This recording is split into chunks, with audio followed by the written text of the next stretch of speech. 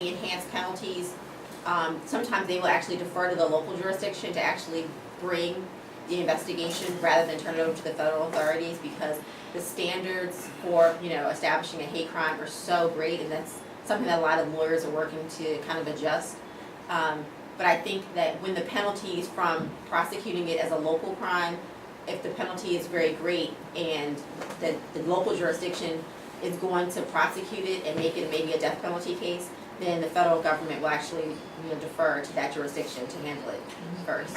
But one thing that we did also is Suzanne Barakat, who was the sister of one of the people that were shot there, we actually brought her to the White House, and she met with the president. Earlier this year, some of you may know that the president went to a masjid in Baltimore for the first time. So besides talking to the broader audience of over 100 or 200 people, he also had a private meeting with about 10 Muslim leaders that were supposed to represent kind of all corners of the Muslim community. So Suzanne Barakat, who was the sister of one of the people that was shot, was part of that meeting. And she used the opportunity to say, Mr. President, hate crimes that are affecting the Muslim community are real and are unprecedented. And she was able to share her own experience. One thing also that the president has done is, since the Chapel Hill shootings, he's always used it as an opportunity to say, look, violent extremism comes in all shapes and sizes. Too often the Muslim community gets put in that box where we're the only ones that are seen as the generators of violent extremists. And that is categorically not the case. Chapel Hill is a good example of that. Charleston, where a young white man shot an entire church full of African Americans, is another example of that, of violent extremism being something that touches all people. It's also a good example of why this country needs more common sense gun control legislation, which is an issue that, again, should be common sense, but we've had so much difficulty in passing. So in all these ways, I think that we will continue to talk about instances like that. And like I said, I think that the awareness over the fact that our community is facing unprecedented levels of hate crimes is something that everybody is talking about, in government and otherwise. How do you deny the fact that 67% increase in hate crimes against the Muslim community? That is not an insignificant number. That is a huge increase. And it is clearly tied to something. There's clearly a reason why hate crimes have spiked against this community rather than gone down. So anyway, I would say that I think it's something that the president likes to say that he likes to quote Martin Luther King's quote that the arc of justice is long, but ultimately bends towards justice. We have to bend it ourselves, and also that that the line of progress will always continue towards progress. However, it doesn't go straight. It's not a straight line. There's zigzags back and forth, but ultimately it'll arc towards justice, arc towards progress. And I think it is our responsibility as members of this community to make sure that's always the case. Thank you. I want to respond to part of your question about you were concerned about the outcry or lack of outcry, right? Mm-hmm. And my response to that is media bias. Media bias. Consider the major media. They don't cover a lot of stuff. They don't let the U.S. citizens know most of the stuff. It's very controlled. I'm just give you a synopsis. Someone was having a conversation with me, and they said someone from a foreign country had come to here, and they were talking to a dignitary here, and they were saying, well, there's something you guys do here that's unusual from the rest of the world. You can go to other places in the country, and there's some injustice. There's a big uprising going on. But here in the United States, you don't have that. So how come you don't have that here? And the answer was that we have very good controls over people. Basically, the media, they feed stuff to, or they don't feed stuff to you, keep us docile. And what has changed, I think one of the things that has changed in general, is social media and camera. Because with social media, there's other alternatives for news out there, okay? But the major media, I'll give you an example. There has been demonstrations here in D.C. Thousands and thousands of people. No one knew about them. No one. Because they didn't cover it. They don't put it out there. So when you don't have that, people are not aware, so you don't hear no outcry. And for example, North Dakota, what's going up there with the Indians, right? Same kind of scenario. You don't see that on major media. What's going on with 1,000? So that's my answer to a part of why that is. No outcry. The media people don't know where they feed the public what they want. Matter of fact, that's also why Muslims, Islam, is in the position we're in. Because of major media. They put it out there on one side. But they don't cover this other side. What's going on the other side, they slant it all to one side. Afro-Americans, same scenario. It's been that way for long, for like forever in this country. Just I would add to that as being a media person in the gathering. So again, we need to be on the table when the editors discuss the daily agenda. I know it because of my own experience that when you put forward one of the element which is near and dear to your religion, you need to find the support from other people sitting around the table to support the idea and send the camera crew to cover the event. So that's why we need to be more, within the society that make the decision. The second thing is, though I am a U.S. citizen, in working for the U.S. news organization, I had a very little chance to work in Washington D.C., being in Europe mostly. But there were 3 occasions when I served in America. One was immediately after the 9/11, tough times. I often would just introduce myself with my second name. That's Tahir. Nobody knows what does it stand for, but not Muhammad. Second time it was like 2015. That was a little bit better. And now in my third assignment, I'm here, but a little bit concerned the way the rhetoric was played out in the election. So you guys, being part of the administration, having better knowledge, access to what does this means in practice, in translation, when those guys will be in power in Washington D.C. So, what would be your forecast for Muslims going forward in the next administration? I know it's difficult, but Well, so I actually am a career employee of the Executive Office of the President, so I will remain in my position into the next administration. For me, it's something that individually people, including Muslims, it's going to be very important that we, maintain.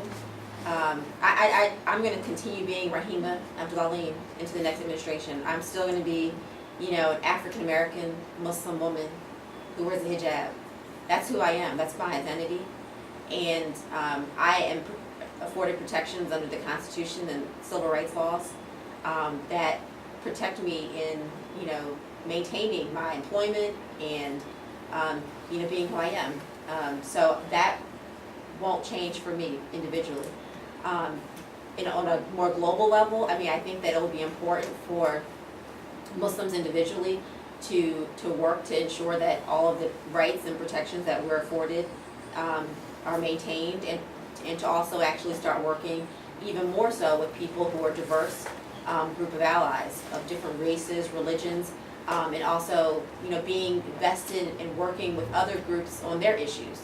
So not just waiting for issues that confront Muslim Americans, but also making sure that we're involved, like what Zaki's doing with the immigration lawyers, with issues that are going to come very quickly that may happen with respect to potential deportations of people, or, based on their, national origin. Making sure that we are present and part of those issues, even if they don't involve Muslims. And I think that goes back to what I was saying earlier, making sure that Muslims are very committed to being at the forefront of all these various issues that should be viewed as Muslim issues. When we're talking about human rights violations, and when we're talking about, unemployment or poverty or injustice, those are all issues that we should be, really at the forefront of leading. And I think that the more we do that, the more we build allies in other communities, then those other allies will work with us when there are issues that are confronted with Muslim issues. Yeah, I agree. I mean, unlike Raheemah, I do not have job security, so I'm gonna have a job in January. But everything that we've done, before the election, we always said, no matter what we're trying to do in this administration in the past 7 months, specifically with the Muslim community, has been to set a precedent, has been to plant seeds of relationships that can exist beyond the administration. Because ultimately, the power of the White House sometimes just lies in its ability to bring people together. But once you bring people together, it is actually the responsibility of those people that are bringing together to carry on that relationship outside. And that's why we've tried so much to plant seeds of relationships that can continue outside. And again, that was before the election. Before we even knew who was going to be the next president, my thought was, I don't know if this work is going to continue in the next administration, no matter who the president is. Therefore, I want to use this time to plant seeds. I want to use this time to bring people together, and hopefully they can carry those relationships outside. The other thing that, as I was saying before, that's more important now more than ever, aside from building new relationships with the communities, is also to engage with local government. So one of the big initiatives I've been working on is how do we get mayors of cities around the country to be more active and involved with their Muslim communities and the other minority communities that they serve. Because that sometimes is where the rubber meets the road. No matter who's president, mayors of cities actually hold a lot of power in how policies get implemented. And so I think that moving forward, our community has to kind of shift our strategies and our tactics for where we try to have influence. A good example is the U.S. Conference of Mayors, which is the organization that represents mostly all mayors in the country, actually approached us and said that we would like the White House to work with us on strategies for better engaging Muslim communities. And that's what we're going to do. In the next 2 months, we're going to see if we can put together a toolkit that mayors can then use to better engage Muslim communities. So again, I will go back to this idea that on the surface it might seem like, and justifiably it seems like things are going to get harder for our community. But we cannot ignore the fact that also more opportunities than ever exist to diversify our efforts, to diversify our relationships, and to diversify our tactics for moving the community forward. And that's why, I can't harp on it enough that instead of kind of being cynical and removing ourselves from the conversation and saying things are just going to be so bad that, what's the point? We have to redouble our efforts and be just as, even more vigilant, even more courageous, even more bold in our actions. And remember that at the end of the day, our communities have nothing to apologize for. We have nothing to apologize for. We have everything to be proud of. And these are lessons that we need to tell ourselves, and especially the younger generation. Because that's where my biggest fears lie, is that the younger generation of Muslims in our community are going to be so disheartened, so demoralized, that they will not want to have anything to do with public service. And that can't happen. We cannot allow an entire generation of young Muslims to feel like they can't have their voice heard. Because that leads to all kinds of issues of alienation that, is going to hold our community back. At that note, is it possible, a couple questions. One, would your office remain, not you, but would the department remain for the next president, or will it go? The second is that, Zaki, I heard you talk doing a toolkit for mayors, how to engage the Muslim community, and how the White House is trying to bring together the lawyers and civil rights groups. Sure. You're reaching out to them, but is there a way that y'all could come up and put together a toolkit for the layman to disseminate to them how to engage into the mayors? Yeah. So then you could put it out to the Muslim community that somebody in a local masjid may read it and be inspired and know how to learn how to engage that may not have known before. Yep. Same thing legally. Yep. I think access to information. Because see, Absolutely. once you're gone, that's it. So if the White House could put out something from that results that could get down to the masses, Yep. or the grassroots, or local masses, Yep. then I think we got a better chance of our youth and other people being able to look at it and assess and apply it versus coming from leadership. Sure. down. So to your first question, The White House Office of Public Engagement, the office itself, has existed for a while, for several administrations, and there's no reason to think that it won't exist in the next administration. That said, the president, whoever the president is, has a lot of leeway in how they structure their own White House. So I have no idea. I have no idea what the next Office of Public Engagement is going to look like. Then I'll leave it at that. So it's up to I think it's up to communities also to put pressure on the administration, no matter what the administration is, to make sure that they're accurately represented. Look, I mean, this administration didn't create a Muslim liaison position until the last year. And even then it was because of, and this is something that we say publicly, but it was because of the tireless advocacy and the tireless pushing of the Muslim community that finally the position was established last year.